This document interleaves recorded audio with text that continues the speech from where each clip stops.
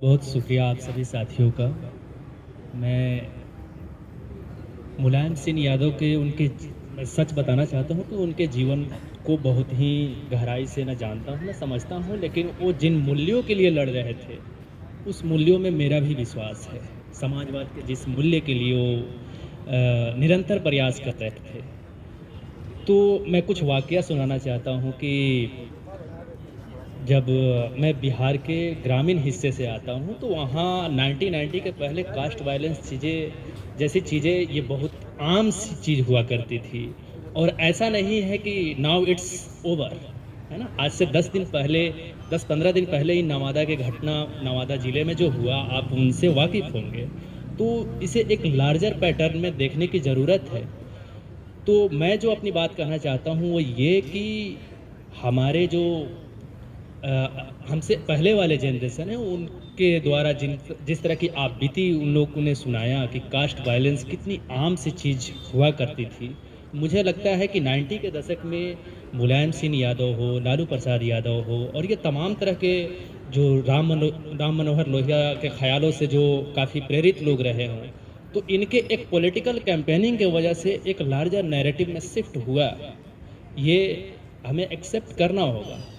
तो मुझे लगता है कि इस मायने में मुलायम सिंह यादव और ये तमाम समाजवादी ग्रुप के जितने भी लीडर्स रहे, उनका ये योगदान यकीनन काबिले तारीफ़ रहा। लेकिन एट द सेम टाइम मुझे ऐसा लगता है कि अब समाजवाद जैसा जो मूल्य, एक आइडियोलॉजिकल कमिटमेंट था, वो कहीं न कहीं अब डिक्लाइन हो रहा है।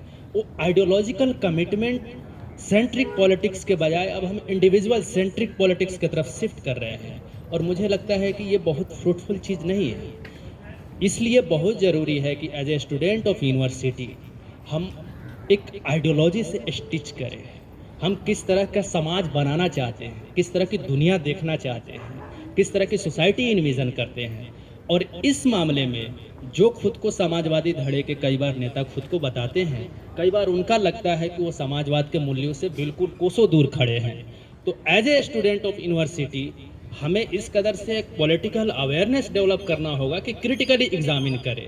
कहीं न कहीं अगर राजनीति में विचारधारा पीछे छूटती जा रही है और उसके जगह पे तमाम तरह के others means, undemocratic means use किए जा रहे हैं पॉलिटिकल इंटरेस्ट को सर्व करने के लिए, तो ये एक मेजर ब्रेकडाउन बता रहा है कि कहीं न कहीं हम अपने लीडर्स को उस तरह से एग्ज़ामिन नहीं कर पा रहे, उस तरह से क्वेश्चनिंग नहीं कर पा रहे हैं जिसकी ज़रूरत है।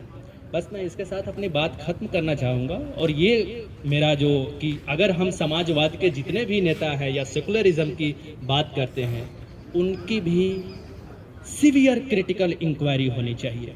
क्योंकि कई बार इस लार्जर पॉलिटिकल लूप होल में कई बार वो लैग कर रहे हैं। कई बार जिस आइडियोलॉजिकल कमिटमेंट की बात होती है, लोहिया हो या तमाम किशन पटनायक हो, तमाम तरह के जो 70-80 के दशक के जो पॉलिटिकल लीडर थे, तो कहीं न कहीं वो मूल्यों के लिए राजनीतिक सौदा नहीं करते थे, जो कि आज के समय में मुझे दिख रहा है। तो मैं इसी के साथ अपनी बात ख़त्म करना चाहता हूँ, और चाहता हूँ कि मेरे सभी साथी जो समाजवादी मूल्य हैं, उन मूल्यों को समझने की कोशिश करें, और उसके लिए जो कुछ भी हो, और उस एज ए टूल जो अगर इस आइडियोलॉजी को कोई यूज करना चाहे और उससे पॉलिटिकल गेन करना चाहे, तो उसे एक्सपोज करने की कोशिश करें। और मैं चाहूँगा कि इसके साथ अपनी बात ख़त्म करूँ, और